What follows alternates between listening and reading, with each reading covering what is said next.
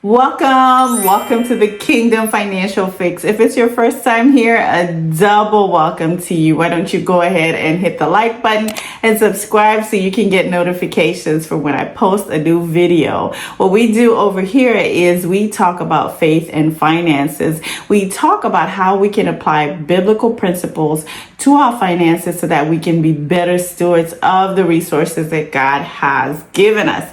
Now, today we're talking about the story of Daniel. And if you are familiar with the story of Daniel, he is well known for the story of him being in the lion's den, right? Even from the children's Bible stories, there's always a story about Daniel in the lion's den, right? He's also famous for the 21-day fast, right? And so if you saw the title, you're probably thinking, well, if she's talking about breakthrough, she's probably going to talk about the Daniel fast, right?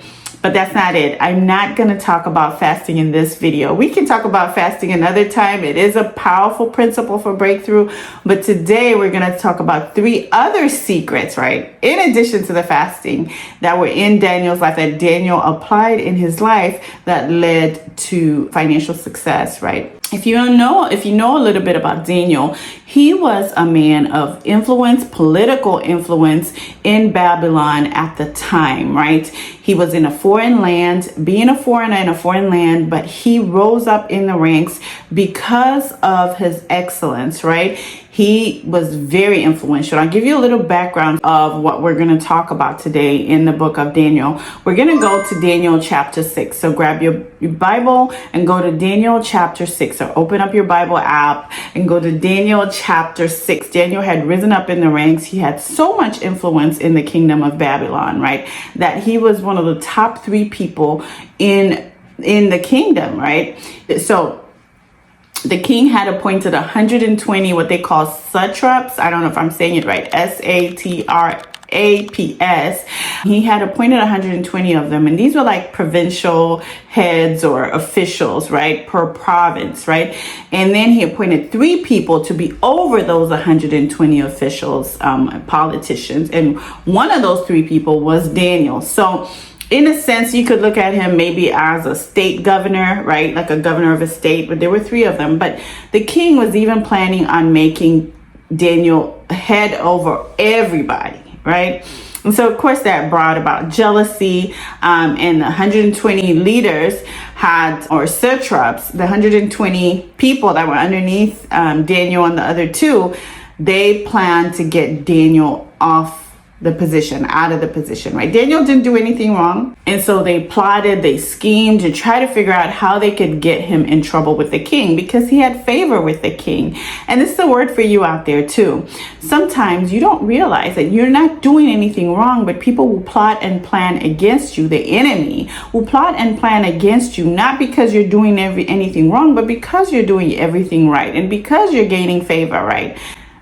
They will plot and try to find something against you to bring you down. And so this happened to Daniel, right? So as we continue in the chapter, these people go ahead and figure out the only thing that they could have against Daniel would have to be related to his God and how he worshiped his God, right? Because everything else was clean. He had a clean background, right? The background check was clean. He was doing everything with integrity. And so they go to the king with this plot, right? And they tell the king, of course, the king is unknowing of their plot. And then they say, hey, king, you know what? You're so mighty, and we're thinking you should create a decree that will make worshiping any other king, any other god illegal in the land. And I'm sure the king is thinking to himself, yeah. I don't think there's anything wrong with that. No one should worship anything else, right? And so he creates this decree, and it's irreversible. And they know that, right? The king doesn't know. He likes Daniel. He has no idea this thing is against Daniel, right? And then the decree goes out. And Daniel hears about the decree. It's been signed. And so in chapter 6, verse 10, it says, the NKJV version, or the KJV version of the Bible, it says, he knelt down, this is Daniel, on his knees 3 times a day and prayed and gave thanks before his God, as was his custom. So he knew that the decree had been signed, but he went ahead and prayed 3 times a day, as was his custom. Like, he wasn't going to stop praying just because the situation had changed, right? So this is the number one secret. Daniel prayed consistently. Regardless of the situation, Daniel prayed consistently. Now, if you're like me, sometimes I'll pray for 2-3 days about something. I'm like, oh, God is not hearing my prayers. He's not hearing my prayers. I'm done. I've stopped praying. But Daniel is known for praying consistently. Even when we talk about the 21-day fast, he prayed consistently, and he was going to continue praying, right? If the prayer had not been answered on the 21st day, he was going to continue praying, right? But the thing with prayer is that it gives you divine strategy. It gives you direct connection to God, right? And so even in your personal life, how can you apply this in your personal life, right? Pray consistently. Daniel prayed 3 times a day. We don't want to make a religious pact out of this and say, oh, I'm going to be praying 3 times a day. But what I'm saying is pray consistently. Have a set prayer time, maybe every day, maybe once a day, whatever works for you, right? But pray consistently regardless of the situation. Number 2, Daniel trusted God. He trusted God. Daniel did not trust the Babylonian system. He did not trust the king. He don't trust whatever other gods that they were serving. He trusted God to protect him and deliver him regardless of this unfair rule that had been set specifically just for him. He continued to trust. And so even in life and even in your finances, right? You pray, right? If you're in business, you pray for strategy, right? In your personal life, you pray over your budget. You pray over your stewardship, right? Number 1. Number 2, you trust God because he is your provider, not the system, not everything that's going on around you, not the noise. You trust God to protect you, to deliver you if you're in business, to help you scale your business, right? To help you grow your business. In your personal life, to give you promotion at work or whatever it is, right? You trust God to deliver you and to protect you. And in the story of Daniel, in this chapter, God does protect and deliver Daniel. He does face the consequences, the unfair consequences of the decree that had been signed, right? The king had no choice but to have him thrown into the lion's den. And so Daniel's thrown into the lion's den. But guess what? He came out unscathed. Why? 1, because he didn't stop praying, right? And 2, because he trusted his God. He trusted God. And in the end, God is glorified because of the trust that Daniel had, right? God protects him and delivers him. He shuts the mouth of the lions. And Daniel wakes up the next day and walks out of that den like nothing, like he slept in his bed, right? So number 1, pray consistently. Number 2, trust God to deliver you and trust him to protect you and provide for you. Okay.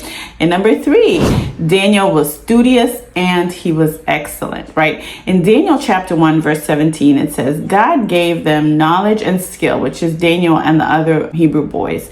And in all matters of wisdom and understanding, the king found them 10 times better. So Daniel understood that he needed to study the systems in Babylon. Even if it wasn't his land, we live in the world, but we are not of the world, right? We are still called to be studious, right? To operate in excellence and be studious, right? We don't just pray and hope and fast and all the other things. There are things that we are responsible for. And one of the things that we can do that we're responsible for is to study, right? When we talk about finances. So in finances, sharpen your skills, right? If you need to take financial classes, do that. If you need to read books, right, on creating wealth, right, do that. Read the Bible and read other books in conjunction with the Bible, right? Because you're living in a system, right, that a Babylonian system that has its own ways, right? So study. If you're in business, study your industry, study the industry trends, study your profit margins, study your key metrics that will help you gain more profit in your business, right? Know your financials in business. Don't just run a business and not look at what causes you to make profit, right? What are your profit margins in business, right? In your personal life, how can I budget better, right? How can I save more? What kind of systems can I implement to save more money, right? And to become prosperous? What can I invest in, right? Do I need to read on investing? Do I need to get an investment advisor? Whatever it is that you need to do, there are things that you need to do that are within your power to do that you can do to apply to your life, right?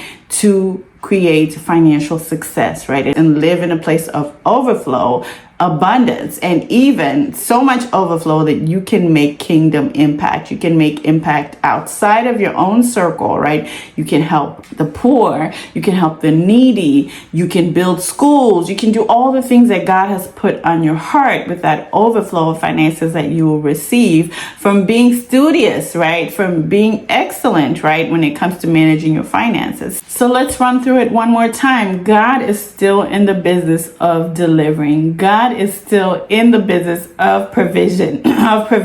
God is still in the business of giving you wisdom. God is still in the business of protection. He is still in that business. God is still in the business of abundance, right? You have to trust him, right? And so we're going to run through one more time. Number one, Daniel prayed. Number two, he trusted God. And number three, he operated in excellence and he was studious. He studied what he could do to make him 10 times better. He wasn't sloppy. He didn't sit with his hands folded. He still did the work. So I hope you enjoyed this, and I hope to see you again here next time. Please don't forget to comment, to like, to subscribe to this channel so you can get notifications of when I post another video. And if you want to go deeper with your finances, I have a free budgeting guide and I have resources for you. Just click the link in my bio and you can get to that. See you next time.